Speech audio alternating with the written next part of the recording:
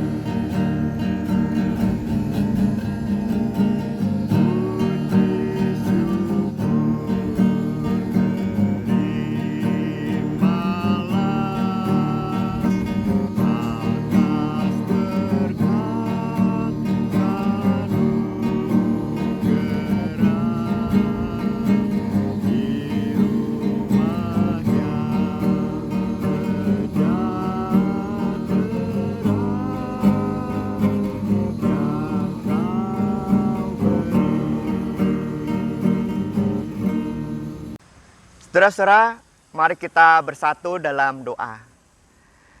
Tuhan, kami bersyukur hari ini kami dapat berjumpa lagi dalam pemahaman Alkitab Dewasa. Biarlah kami semua yang senantiasa menjalani kehidupan ini merasakan kasih Tuhan Sang Pencipta, sumber dari segalanya. Pimpinlah kami dengan Roh-Mu yang kudus untuk merenungkan firman-Mu. Dari Kejadian 1 ayat 1 sampai 5. Kami berserah kepadamu ya Tuhan. Dalam Tuhan Yesus Kristus sajalah kami berdoa. Amin.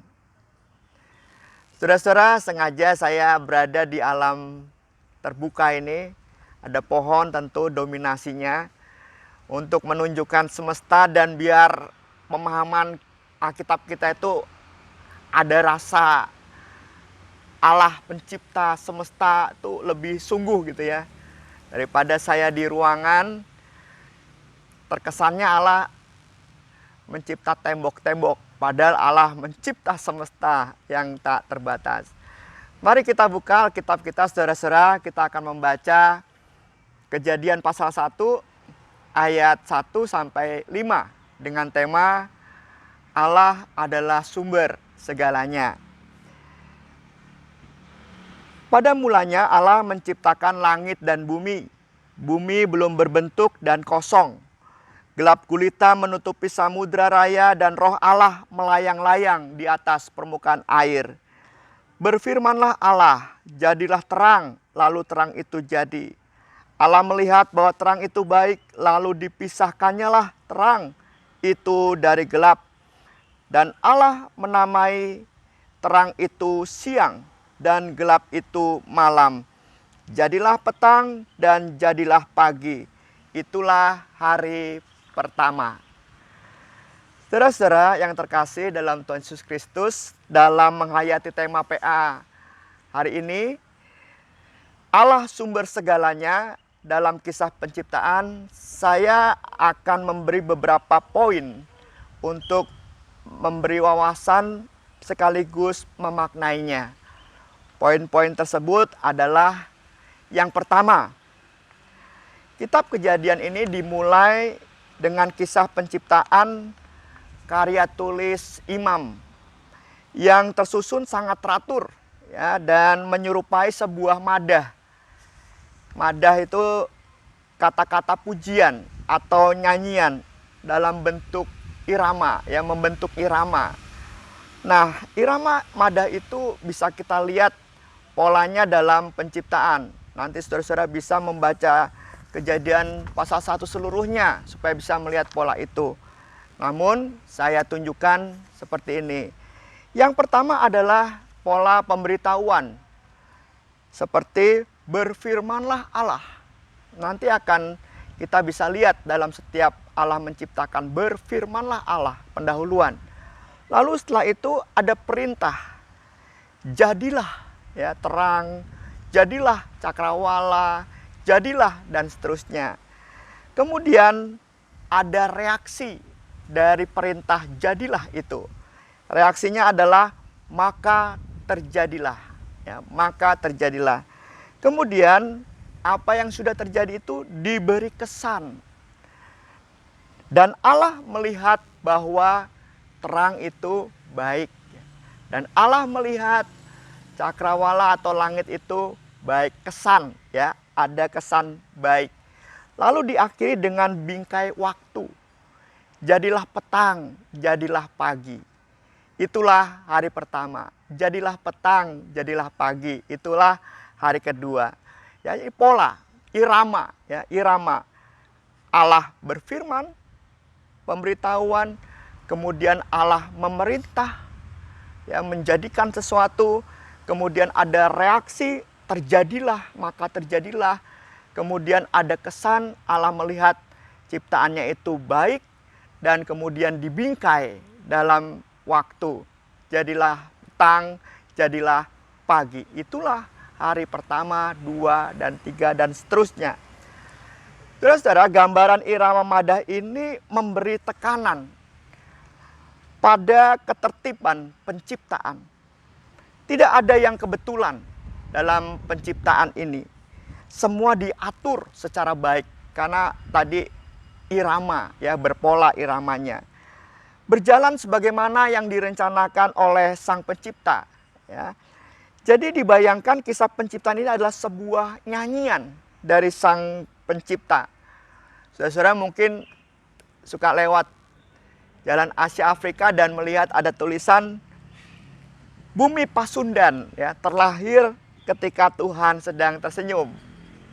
Nah, dalam kisah penciptaan ini bisa dibilang dalam iman Israel, ya, bumi tercipta itu saat Tuhan bermadah. Bumi tercipta itu saat Tuhan bernyanyi, ya. Jadi mirip-mirip dengan kata-kata yang ada di Jalan Afrika itu, ya, di bawah apa, ya, semacam lorong gitu, ya. Bumi Pasundan lahir ketika Tuhan sedang tersenyum. Nah, bumi dicipta ketika Tuhan sedang bermadah atau bernyanyi. Itu yang pertama, poin yang pertama. Poin yang kedua adalah, saudara, kisah penciptaan dalam kitab Kejadian ini dipengaruhi oleh mite. Mite itu semacam legenda yang terjadi di dunia atau bangsa sekitar Israel. Salah satunya adalah Babel, ya, mite, kisah. Nah, kendati terdapat kesamaan antara kisah ini dengan kisah penciptaan dengan mite, tetapi iman Israel atau orang Israel memaknai kembali mite itu. Mite penciptaan ini berasal dari Enuma Elis, ya, dari mite yang terjadi di Babel, legenda yang terjadi di Babel. Namun mite ini dimaknai kembali, direfleksikan kembali. Ya tentu dengan iman bangsa Israel kepada Allah dalam perjalanan kehidupan mereka. Contohnya adalah nampak pada ayat yang kedua. Ya, ayat yang kedua bisa kita baca, saudara. Bumi belum berbentuk dan kosong, gelap gulita menutupi samudera raya dan roh Allah melayang-layang di atas permukaan air. Nah, bumi belum berbentuk dan kosong, gelap gulita menutupi samudera raya dan situasinya kacau balau. Perhatikanlah bahwa di sana diceritakan dalam mite itu, saudara, kegelapan itu ada ya dalam mite itu, tetapi bukan diciptakan oleh Allah loh. Ya, jadi pernah ada orang yang bertanya kepada saya, "Pak, Allah itu kan menciptakan semuanya. Tetapi kenapa di dalam kitab Kejadian sudah ada bumi yang belum berbentuk dan kosong dan gelap gulita? Nah, yang nyiptain gelap tuh siapa? Yang menciptain kekacauan itu siapa?" Itu mite ya dalam dunia di Babel. Nah, Alkitab tidak pernah menemukan siapa. Itu dianggap sebagai sebuah misteri. Jadi kegelapan, kekacauan itu tidak diciptakan oleh Allah. Semua itu adalah misteri dan dibiarkan misteri, ya, tidak tahu gitu.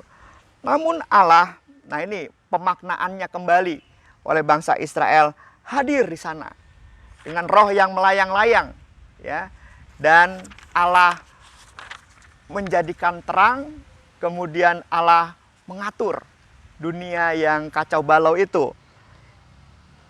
Di atas dunia yang kacau balau, disitulah roh Allah ya menerangi dan juga mengatur segala ciptaannya. Berlawanan dengan kisah Enuma Elis atau mite yang terjadi di sekitar bangsa Israel, di sekitarnya ya, yaitu Babel.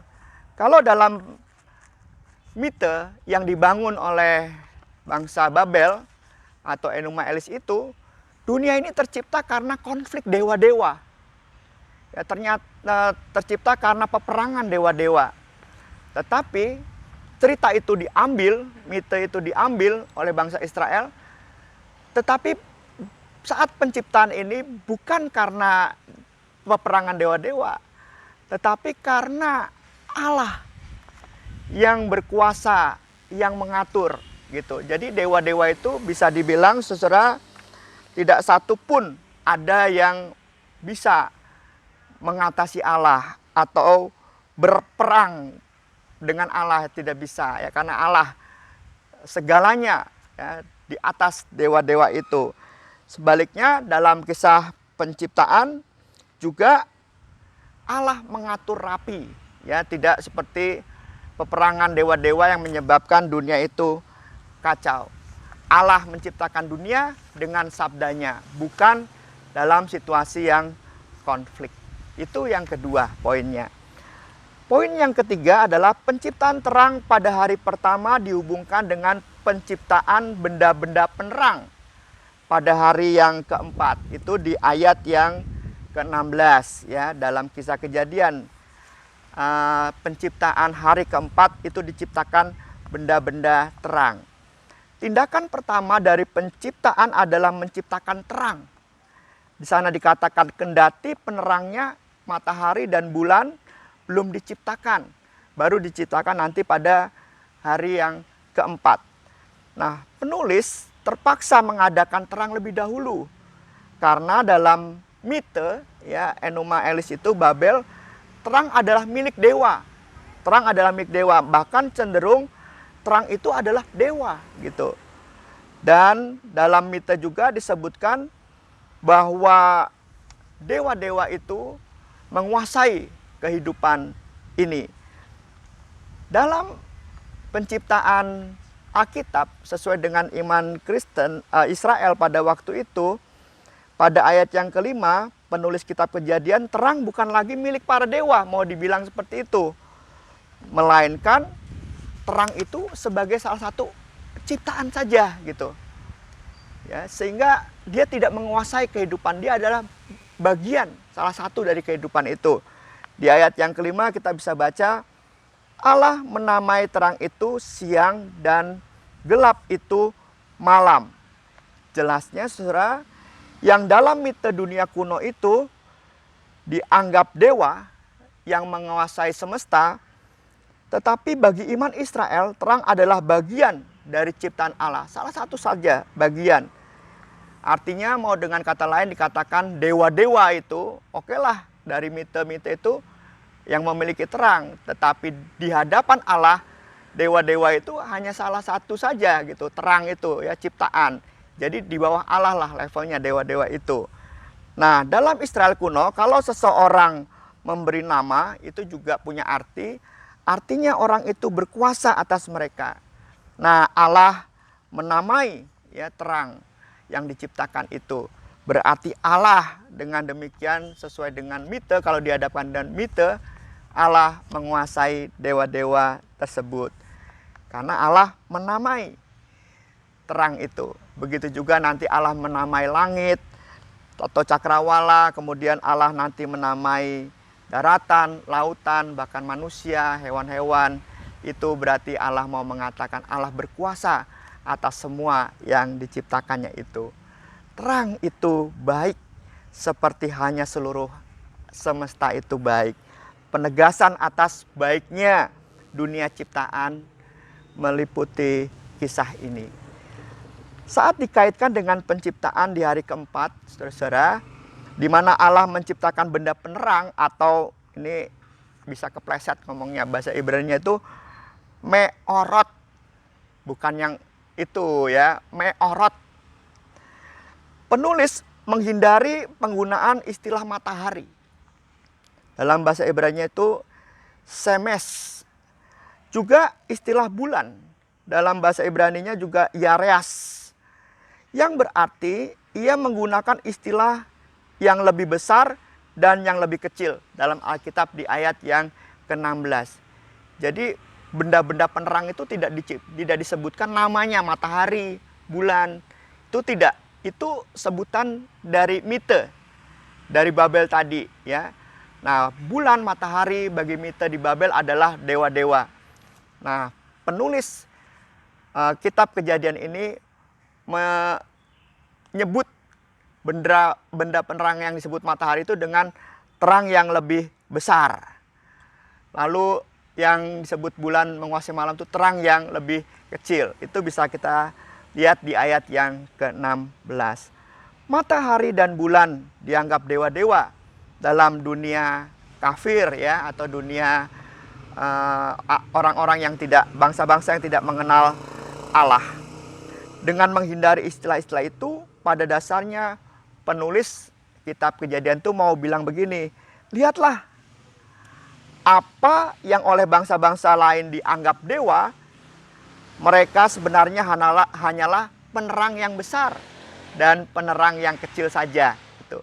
Ya, sekali lagi, seperti yang saya ungkapkan di atas, hanya bagian saja dari ciptaan Allah itu. Bukan berarti Allah menciptakan dewa ya saudara, tapi mau mengatakan kepada bangsa lain, matahari itu, bulan itu hanya penerang besar dan penerang kecil. Itu ciptaan, satu saja ciptaan dari Allah. Artinya tidak ada kekuasaan dewa yang bisa melampaui Allah. Artinya mau mengatakan Allah Israel lebih besar dari dewa-dewa yang diyakini oleh bangsa-bangsa di sekelilingnya. Matahari, bulan hanyalah unsur-unsur, salah satu unsur saja dalam alam semesta itu. Bukan dewa-dewa yang harus disembah, hanya Allah saja yang disembah. Nah, sekarang poin yang keempat, saudara, yaitu kesan baik. Semua yang diciptakan Allah diberi kesan baik, maka terjadilah. Hal ini sering dengan poin 1 dan 2, seiring dengan poin 1 dan 2, Allah sedang bernyanyi. Allah sedang mencipta. Dan kisah penciptaan terjadi bukan karena konflik. Ya, jadi Allah tidak menciptakan kegelapan. Allah tidak menciptakan kekacauan. Melainkan Allah menciptakan terang dan mengatur dunia yang kacau balau itu. Oleh sebab itu terang itu baik. Semua ciptaannya baik. Sekali lagi, kenapa? Karena Allah menciptakan semua ciptaan dan semesta tidak dalam konflik. Tetapi dengan firman-Nya, ya. Allah tidak menciptakan gelap, Allah tidak menciptakan kekacauan, Allah menciptakan terang, baik. Allah menciptakan keteraturan, baik. Jadi sejak awal dunia ini diciptakan, Allah sudah menyertai seluruh ciptanya dengan kebaikannya. Lalu poin yang kelima, saudara, yaitu kerangka waktu. Nah, kerangka waktu itu jadilah petang, jadilah pagi. Salah satunya ini menunjukkan cara perhitungan waktu bangsa Israel. Mulainya hari baru itu dimulai dari jam 6 sore kalau menurut kita, ya. Jadi pergantian hari itu mulai jam 6 sore sudah hari berikutnya gitu. Kalau kita kan pagi baru hari berikutnya, tapi kalau bangsa Israel petang jam 6 itu sore untuk waktu kita, maka terjadilah hari yang baru. Untuk itu disebut jadilah petang, jadilah pagi. Itulah hari pertama, itulah hari kedua, dan seterusnya. Tetapi di sisi yang lain, kerangka waktu ini adalah gong. Dari setiap ciptaan, dia ngegong gitu. Kalau orang main gamelan tuh suka teng nong neng nong neng nong neng tung, teng nong neng tung. Nah, itu ngegongin ya. Nah, apa artinya? Semua diciptakan Allah bukanlah saja sekedar terjadi, melainkan juga dikuasai dan selalu disertai oleh Allah. Itulah gongnya. Jadilah petang, jadilah pagi. Apa yang terjadi, yang sudah diciptakan, disertai. Dengan arti lain, dipelihara oleh Allah sendiri. Yang pada akhirnya nanti penyelenggaraan itu juga didelegasikan kepada manusia di ayat-ayat berikutnya saat Allah menciptakan manusia. Nah, saudara, dari kelima poin itu apa yang bisa kita maknai?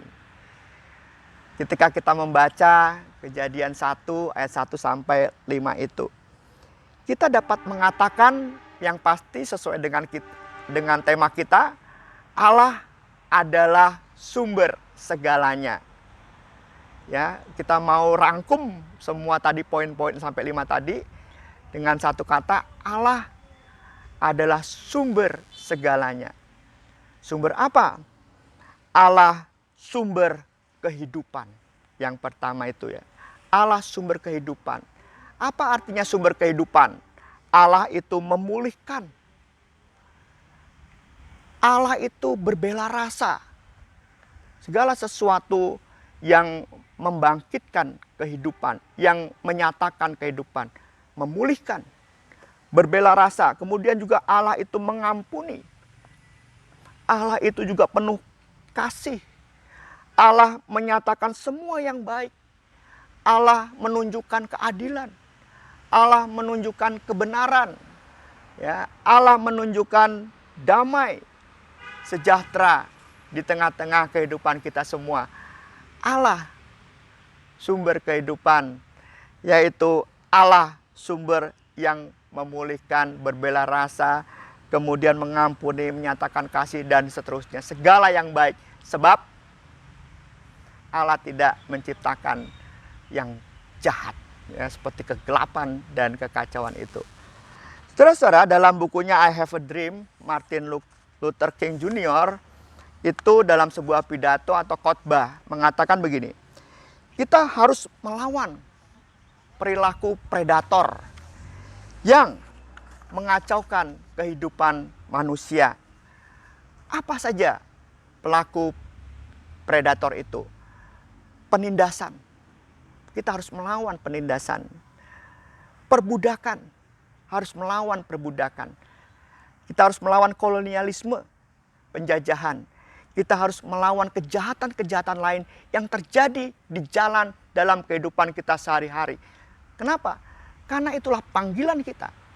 Sebagai orang Kristen yang memiliki Allah sumber kehidupan, maka kita harus punya jiwa dalam diri kita, motivasi untuk menghadirkan kehidupan. Jadi kita harus masuk dalam barisan untuk melawan segala sesuatu yang tidak baik. Penindasan, perbudakan, kolonialisme, dan kejahatan-kejahatan lain yang kita jumpai sehari-hari di jalanan. Kemudian Martin Luther King Jr. juga mengatakan orang Kristen kulit putih dan kulit berwarna atau hitam tahu bahwa di depan atau di hadapan Tuhan itu sama. Namun, hari ini kita harus berjuang untuk mendapatkan kesamaan hak itu. Kita akan berjuang bersama Tuhan, sekalipun dalam waktu yang lama. Artinya Martin Luther mau mengatakan bahwa ya bagaimana Allah memang tidak menciptakan yang jahat atau yang gelap atau yang kacau. Tetapi di antara ciptaan khususnya manusia ini membuat kekacauan gitu. Nah Allah melalui manusia, ya, kita semua tentu tidak semua dari kita dikuasai misteri kegelapan. Ya kegelapan itu misteri. Kadang-kadang kita berpikir orang ini jahat sama kita kenapa gitu. Kan sering ya Bapak Ibu bingung kan. Padahal saya baik sama dia, padahal saya nggak ngapa-ngapain kok dia bisa jahat. Udah nggak usah dipikirin, kita sederhanakan saja misteri dia. Karena apa? Karena pasti asalnya bukan dari Allah gitu. Kalau dari Allah pasti terang benderang, jelas. Nggak misteri gitu. Nah orang kok bisa jahat ya? Padahal itu diciptakan dalam atau waktu Allah bernyanyi gitu, sesuatu yang baik. Ya kita anggap aja itu misteri. Nah Martin Luther King juga mengajak kita berpikir, udahlah nggak usah dipikirkan bagaimana orang itu membuat penindasan, kolonialisme, dan kejahatan, membedakan hak ya antara kulit putih dan atau hitam. Tidak apa-apa, udah biar aja. Itu terjadi gitu, kenyataan kita, tetapi kita harus melawan. Kita harus berjuang bersama Allah. Sekalipun susah dalam perjuangan itu adalah tindakan mencipta. Apakah mungkin berhasil? Pasti berhasil dengan iman. Ya kita menjawab kenapa? Karena kita bersama Allah sendiri, sang sumber kehidupan dan pemulihan itu, untuk mengatasi segala sesuatu yang misteri yang berkaitan dengan kegelapan dan kekacauan.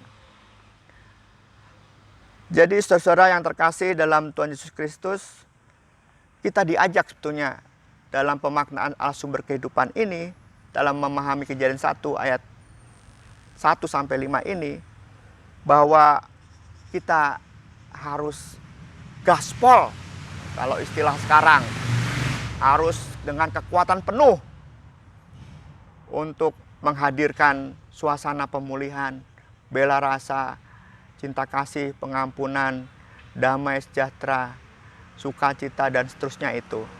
Nah, sikap yang paling relevan hari ini adalah jangan kendor, tetap jaga protokol kesehatan. Ya, kalau teriak-teriak kayak saya seperti ini sendirian, jangan sama orang lain, biar yang lain nggak kena ya.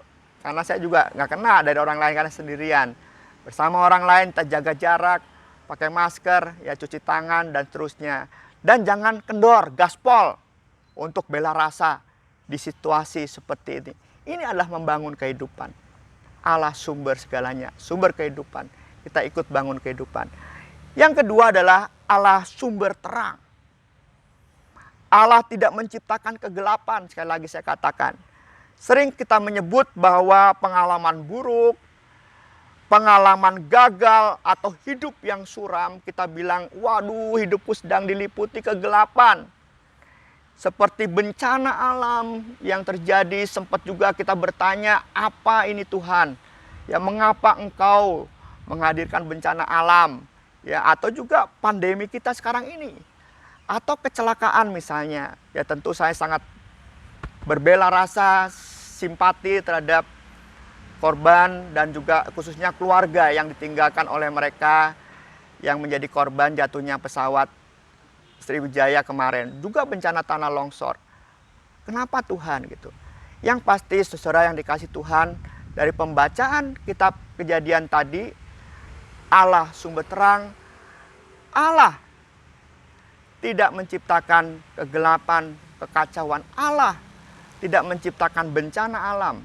Allah tidak menciptakan pergumulan berat kita. Allah tidak menciptakan segala sesuatu yang buruk yang membuat hidup kita kacau. Allah tidak menciptakan itu semua. Lalu dari mana? Jawabannya gampang tadi, misteri. Selesai. Allah justru bersama kita menerangi, memaknai segala sesuatu yang misteri itu. Itu. Ya, sehingga kita sekarang ini diajak untuk bisa mengatakan Allah tidak menciptakan kekacauan, kegelapan dalam hidup ini. Kesusahan kita sekarang ini bukan Allah yang menciptakan. Kita harus menjalaninya dengan sebaik-baiknya hidup ini bersama terang Allah, semangat Allah. Ya, kita maknai semua sambil kita bangkit menjalani kehidupan ini hari demi hari. Lalu saudara, yang terakhir, Allah sumber perjalanan waktu yang menggerakkan kehidupan. Tuhan tidak menggerakkan kita pada arah kematian. Sama seperti Tuhan tidak menciptakan kegelapan. Kematian juga itu misteri. Tuhan menggerakkan kita pada jalan kehidupan yang kekal. Tuhan menggerakkan kita hidup bersekutu dengan Allah Bapa, Anak, dan Roh Kudus. Di dalam kehidupan kita sehari-hari juga kita harus bergerak dalam jalan kehidupan itu. Jalan persekutuan dengan Allah Bapa, Anak, dan Roh Kudus. Dengan kita wujudkan persekutuan dengan sesama kita manusia. Dalam keluarga, persekutuan antar anggota keluarga. Dalam persekutuan gereja, dalam persekutuan bersama orang lain di tempat kita berada masing-masing. Yang paling bisa kita jangkau pertama-tama adalah tetangga kita. Bagaimana kita membangun kehidupan, bagaimana kita memaknai hidup bersama, dan bagaimana kita saling berbela rasa, dan bagaimana kita membangun hidup, kita bersekutu dengan Allah, Sang Sumber segalanya itu. Jadi kematian itu misteri. Ya, tidak diarahkan kita untuk memasuki kematian itu. Tetapi kematian memang menjadi kenyataan. Kita diarahkan menjadi orang yang bisa berada atau menempuh akhirnya sampai pada jalan kehidupan yang kekal bersama Allah. Mari saudara, kita jalani hidup ini dengan pikiran dan terang bersama Allah, Sang Sumber segalanya itu. Amin. Mari kita bersatu di dalam doa. Tuhan, pada kesempatan ini kami berdoa supaya kami bisa melihat Allah sumber segalanya dalam hidup kami, mewarnai pikiran-pikiran kami selama ini ketika kami menghadapi situasi yang kacau, situasi yang buruk, situasi yang sangat tidak menyenangkan. Seringkali hati dan pikiran ini ingin marah kepadamu, seolah-olah itulah yang kau ciptakan, hadirkan supaya kami mempelajari sesuatu. Namun semuanya dari firman-Mu kami tahu kegelapan atau kekacauan bukanlah Engkau yang menghadirkan ya Tuhan. Tetapi Engkau terus bersama kami menerangi, berbela rasa dengan kami, memaklumi semua perasaan itu, memaklumi kemarahan kami, sehingga Engkau dengan kesabaran menuntun hidup kami bisa menemukan kekuatan baru, kami bisa memaknai kehidupan secara lebih luas dan berhikmat lagi karena pimpinan Tuhan. Ajarlah kami untuk memaknai kehidupan dalam terang-Mu ya Tuhan, bersama orang lain, keluarga kami, persekutuan kami di gereja dan di tengah masyarakat ini. Khususnya dalam masih menjalani situasi pandemi ini, kuatkan kami ya Tuhan untuk menemukan hal-hal yang berharga untuk mengatasi persoalan ini bersama-sama. Kami juga mohon kepada Tuhan untuk menyertai pemerintah dalam mendistribusikan vaksin yang sudah ada ini secara bertahap sesuai dengan rencana mereka dengan keadaan yang baik. Kami juga berdoa ya Tuhan dengan penuh simpati kami terhadap keluarga korban jatuhnya pesawat Sriwijaya dan juga mereka yang tertimpa longsor di Sumedang dan kemungkinan juga hal-hal buruk lain yang terjadi dalam kehidupan kami. Berilah kekuatan dan hiburkanlah saudara-saudara kami itu. Kami juga berdoa untuk mereka yang sakit, punya pergumulan dalam pemulihan, senantiasa bersama Tuhan, senantiasa jalan dalam terang-Mu, dan senantiasa dimampukan untuk menjalani kehidupan ini, menjalani semua yang buruk-buruk tadi dengan kekuatan dari Tuhan sendiri. Inilah ya Tuhan doa kami panjatkan semuanya di dalam tangan kasih Tuhan Yesus Kristus. Amin. Saudara-saudara, sampai jumpa lagi dalam pemahaman Alkitab berikutnya. Tuhan memberkati kita semua.